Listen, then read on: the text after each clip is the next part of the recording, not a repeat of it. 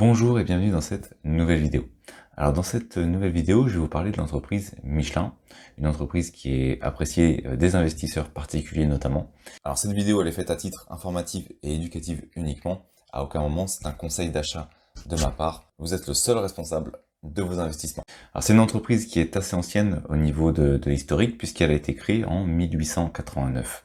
C'est une entreprise qui est française et c'est une entreprise qui est d'ailleurs bien connue grâce à ce qu'elle produit, donc notamment les pneus, mais elle ne fait pas que les pneus comme on va le voir juste après. Elle est dans l'activité de la consommation cyclique, et ce que je vous propose à travers cette petite étude, c'est de faire un petit point sur la situation actuelle de l'entreprise. Donc au niveau de son activité, elle est principalement dans la vente et dans la distribution de pneumatiques, principalement également pour les véhicules légers, et on retrouve également pour les poids lourds. Donc ils fabriquent des pneus aussi bien pour les petits véhicules que pour les poids lourds. Ensuite, on va avoir également une partie qui va être sur la vente plus spécialisée, notamment des pneumatiques. Alors ça va être tout ce qui va être engin agricole ou par exemple les avions ou même les deux roues comme les motos ou les scooters. Et ensuite, on va avoir une autre partie qui va notamment être sur le guide Michelin qui est assez connu. On va également avoir la partie mobilité avec Via Michelin, le site internet, ou encore les produits dérivés de Michelin, tout ce qui va être accessoires, objets de collection, donc les éléments comme ça. Au niveau de la répartition du chiffre d'affaires, on va avoir une grosse partie en Europe avec 37%. On va également avoir une partie en Amérique du Nord, donc une partie assez importante avec 35%, et une répartition sur les autres continents de 28%. Et j'avais pas la précision, donc j'ai juste mis 28%. Donc on a une répartition principalement entre l'Europe et l'Amérique du Nord. Et ensuite on a une autre répartition, mais elle n'est pas forcément détaillée. Au niveau du cours de bourse, on peut voir qu'actuellement on est sur un cours qui est à 119 euros. Au plus bas on était à 99, quand au plus haut on était à 155. On est sur une partie plutôt basse au niveau du cours de bourse sur un an, donc on peut être sur un moment intéressant.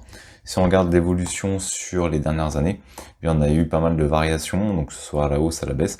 On a quand même une tendance qui est haussière, et même si voilà on a une certaine volatilité par moment, et bien on a quand même sur cette partie-là une performance qui est plutôt haussière, on va le voir justement par la suite dans le modèle. Et ensuite maintenant on va passer sur la partie où on va comparer l'action Michelin avec le CAC 40, donc le principal indice français. Et comme on peut le voir ici, on a Michelin qui a eu une bien meilleure performance que le CAC 40, puisqu'elle a fait plus 286%, quand sur la période de 20 ans, donc depuis 1999, le CAC 40 a fait plus 54%. Je le redis, ici, les dividendes ne comptent pas, c'est uniquement le cours de bourse qui est comparé en utilisant une base 100 pour l'action au début, et ensuite on voit l'évolution de cette base 100. Et comme on peut le voir donc ici, on a le cours de bourse de Michelin qui augmente, et uniquement ici en dessous, on a le cours de bourse de l'action Michelin depuis 1999. On peut voir son évolution qui est plutôt avec une tendance à la hausse. Maintenant, on va passer sur le modèle fait maison dans lequel on va retrouver les grands indicateurs. Bon, ceux qui connaissent la chaîne ont l'habitude de le voir. Et on peut voir qu'ici, eh bien, pour l'instant, c'est la plus haute note que j'ai vue dans le modèle. Donc 15,25 sur 17. Alors, si on regarde au niveau du prix, on est à 5 sur 5. Donc avec une note de 5 sur 5, ça voudrait dire que le prix de l'action est intéressant actuellement. Et on va voir à travers les autres fondamentaux, bien entendu, si le prix de l'action est intéressant, ça peut vouloir dire qu'il y a d'autres problèmes. Et on va donc regarder les différents points de l'action. Mais en tout cas, au niveau du prix de l'action, visiblement, il est normal, voire même intéressant. Pour la rentabilité, on a une bonne rentabilité. On est presque à 2 en réalité, puisque là, on est à 14,30, mais pour avoir 1, il aurait fallu qu'elle soit supérieure à 15, donc on n'est pas loin des deux, même si la marge est juste au-dessus, mais globalement, on a quelque chose d'intéressant. C'est pas énorme en termes de rentabilité, mais on est avec une bonne rentabilité quand même. Au niveau de la dette, elle est bien maîtrisée, 2,75 sur 3. Donc on a une dette très bien maîtrisée au niveau du levier financier, il faut être en dessous de 2. Et au niveau du taux d'endettement également, on a un bon taux d'endettement plutôt bien maîtrisé, même s'il y a des investissements qui sont à venir pour l'entreprise, pour le moment, ça semble plutôt bien maîtrisé. Maintenant, on va voir également le rendement. Alors au niveau du rendement, on est avec un dividende qui va permettre d'obtenir un rendement de 4,70%, ce qui est très important. Je vais d'ailleurs y revenir juste après sur la partie dividende de l'entreprise Michelin. Et on a la partie ici pour le paiement qui ne devrait pas poser de problème. Donc au niveau du dividende, un gros rendement et pas trop de soucis pour le payer, c'est également quelque chose qui va être intéressant. La performance est également très très bonne, plus de 200% au niveau du cours de bourse en 10 ans, donc la variation est de plus de 200% en 10 ans. Et au niveau de la variation du dividende, on est à plus 114%. Alors je m'expliquerai juste après pourquoi, puisqu'en réalité, vous verrez qu'il y a une petite particularité au niveau du dividende, sur Michelin, mais j'ai pris les dernières données, donc le dernier dividende qui va être versé, et je vais revenir juste après. Au niveau de la performance globale, donc cours de bourse plus dividende, on est à 273%, donc plus 273% pour n'importe quel investisseur, je dirais que c'est une très bonne performance, donc c'est pour ça elle obtient une très bonne note. Au niveau de l'évolution du chiffre d'affaires, il y a une évolution, mais voilà, ce sont les points un petit peu plus mitigés, moyens. Elle n'est pas très élevée. En même temps, on n'est pas sur une entreprise non plus de croissance, hein, on est sur une entreprise industrielle, mais déjà on a une évolution. Et ensuite, on a également une évolution au niveau du bénéfice par action, et pareil, pas une grosse évolution, mais évolution tout de même, donc c'est important de le noter. Maintenant, si on regarde la tendance, que ce soit sur 15 jours, on peut voir qu'elle est tendance légèrement repartie à la hausse. Pourquoi? Eh bien parce que sur les 3 derniers mois, on peut voir qu'on est sur une tendance baissière. Elle a été une tendance assez importante au niveau de la baisse ici au mois de février. Ensuite, on a connu une forte baisse. Et depuis, on a un cours qui est en train de légèrement se reprendre et qui est en train de se stabiliser pour le moment. Donc à voir s'il va repartir vers le bas ou vers le haut. Pareil, si on reprend la tendance à 6 ans, là on est plus stabilisé, mais on a la même chose que pour 3 mois, donc la baisse et comme on peut le voir, la hausse qui reprend la suite. On était plutôt ici sur une phase qui montait et ensuite on est redescendu pour ensuite remonter et on est actuellement autour des 120 euros. Ensuite, si on reprend ici quelques chiffres clés, par exemple on va prendre le chiffre d'affaires, on peut voir qu'il a baissé en 2020, ensuite en 2021 il est reparti à la hausse, pas encore sur le niveau de 2019, mais normalement en 2022 et 2023, il est prévu que ce dernier reparte à la hausse et donc redépasse les niveaux de 2019, donc d'avant-crise. Bien entendu, à voir le contexte géopolitique qui va y avoir et qui peut impacter notamment l'entreprise Michelin, et je vais y revenir également en conclusion. Donc on a le bénéfice net par action qui est également, enfin qui avait chuté en 2020 et qui ensuite reparti fortement à la hausse pour redépasser son niveau de 2019 et qui devrait continuer sa progression en 2022 et 2023. Donc à voir s'ils arrivent à atteindre leurs objectifs.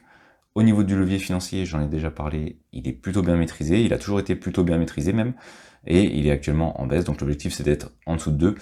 Ça veut dire qu'ils maîtrisent bien leur dette par rapport aux investissements. Donc à voir s'ils continuent sur ce point. Au niveau de l'évolution du PER, donc pour avoir un bon PER, généralement on va se situer entre 12 et 17. On peut voir que l'action a généralement toujours été avec un bon PER, sauf l'année 2020. Pourquoi? Eh bien parce que les bénéfices, comme on peut voir là, avaient baissé et donc mécaniquement ça avait fait augmenter le PER, mais ensuite les bénéfices sont revenus à la normale entre guillemets. Ça refait baisser le PER pour le revenir sur des niveaux normaux, et là actuellement on est sur des niveaux qui semblent normaux. Maintenant au niveau du dividende, eh bien je vous en ai parlé précédemment au niveau du modèle, c'est là que je souhaitais faire un petit point également. Donc on peut voir qu'on a eu une évolution entre 2012 et 2019, ensuite on a eu une baisse au moment de la crise, un léger redémarrage en 2021, mais on n'était pas encore au niveau de 2019. Et il faut savoir que là, en 2022, il a été annoncé un dividende de 4,50 €. Donc on va repartir plus haut que 2019. Donc pour 2022, on va repartir par ici, bien plus haut que 2019. Donc on a eu une période de baisse. On peut voir ici d'ailleurs qu'on avait eu une période de stagnation. Donc au niveau du dividende, on a une instabilité, puisqu'on sait que là, visiblement, au moment d'une crise, Michelin aura tendance à réduire son dividende. Autrement dit, on a eu 2 mauvaises années, et ensuite on repart à la hausse. Donc ça, c'est un mauvais signal pour les investisseurs. Mais voilà, on est avec un dividende du coup du fait qu'il reparte à plus de 4 €. On va être sur un gros rendement, c'est pour ça que je vous en parlais tout à l'heure. Si j'avais pris le rendement de 2021, eh bien le résultat aurait été moins bon. Mais comme ils ont publié leurs chiffres et comme ils ont annoncé qu'ils allaient donner un dividende de plus de 4 €, eh bien ça a été actualisé automatiquement dans le modèle et donc ça a pris en compte ce montant qui va permettre d'avoir, si le cours reste sur les cours actuels, un dividende assez important en termes de rendement. Maintenant, au niveau de la variation, comme on peut le voir, on a eu plusieurs augmentations avec une stagnation, comme je le disais, et une forte baisse au moment de la crise sanitaire pour un redémarrage. Et là, je n'ai pas du coup encore l'actualisation, mais ici, on va avoir une grosse variation à la hausse du dividende, une variation qui va être très importante. Donc voilà, on n'est pas sur quelque chose de stable. Des fois, ça va stagner, des fois, ça va augmenter.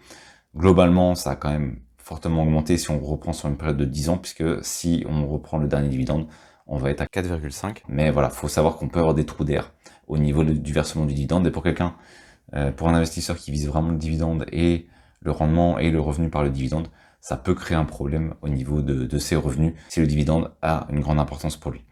Au niveau du rendement d'action, comme on peut le voir, donc c'est le dividende selon le cours de bourse de l'action à la fin de l'année. Et donc on peut voir que généralement on était sur des rendements assez intéressants, autour de 4, puis généralement on est autour des 3%.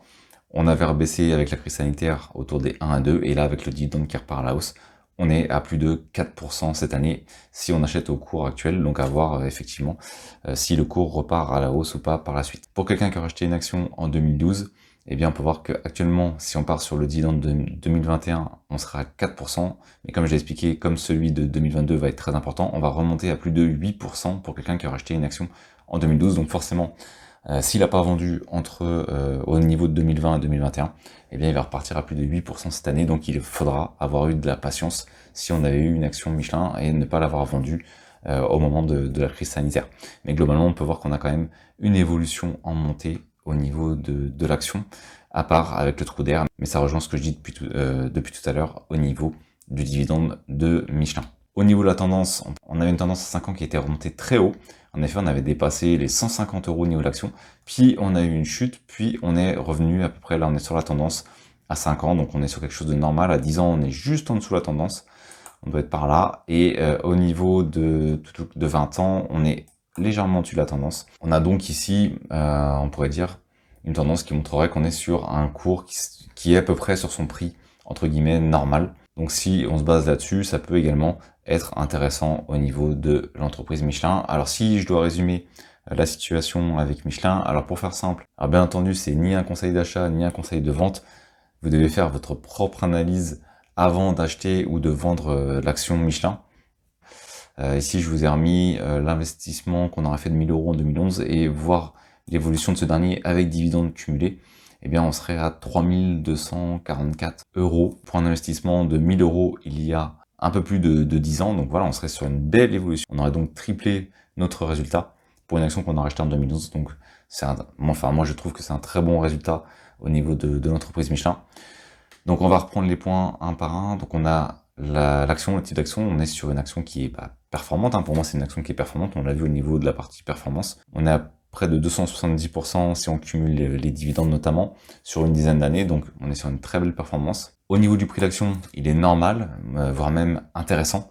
On l'a vu dans le modèle et on l'a vu au niveau de la tendance, il est sur sa tendance. Et dans le modèle, on a vu qu'on était à 5 sur 5 au niveau du prix, et donc il correspond à la valeur de l'entreprise. Ensuite, au niveau de la croissance, eh bien c'est comme la performance, on est haussier au niveau de la croissance sur le long terme, même sur le moyen terme, on peut voir qu'on est sur une phase haussière au niveau de la croissance, même si on a une volatilité par moment, eh bien on est plutôt sur une phase montante, et actuellement on est justement dans un creux, l'action a rechuté, et je reviendrai juste à la fin pourquoi. On a des bons fondamentaux au niveau de l'entreprise, donc là-dessus c'est également un point positif, on l'a vu au niveau de la rentabilité ou de la dette. Alors sur le long terme, donc sur l'évolution de l'entreprise, je vais revenir à la fin, il faudrait que j'inverse d'ailleurs ces deux parties, parce que généralement j'ai plus tendance à revenir sur le long terme à la fin.